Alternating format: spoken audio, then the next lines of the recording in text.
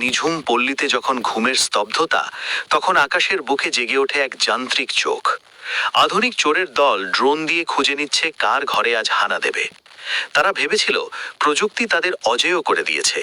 গ্রামের অন্ধকার গলি দিয়ে ছায়ার মতো এগোচ্ছে মুখোশধারীরা, নিপুণ হাতে লুট করে নিচ্ছে মানুষের সারা জীবনের সঞ্চয়। কিন্তু তারা জানতো না, এই গ্রামের মানুষের কাছে প্রযুক্তির চেয়েও বড় অস্ত্র আছে, তাদের একতা।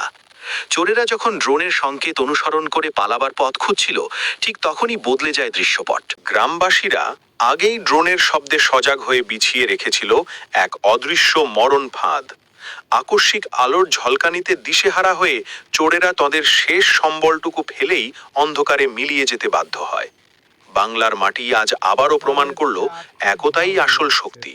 বন্ধুরা, আমাদের গ্রামের মানুষের এই উপস্থিত বুদ্ধি আর সাহসিকতার গল্পটি আপনাদের কেমন লাগলো কমেন্ট করে অবশ্যই জানাবেন।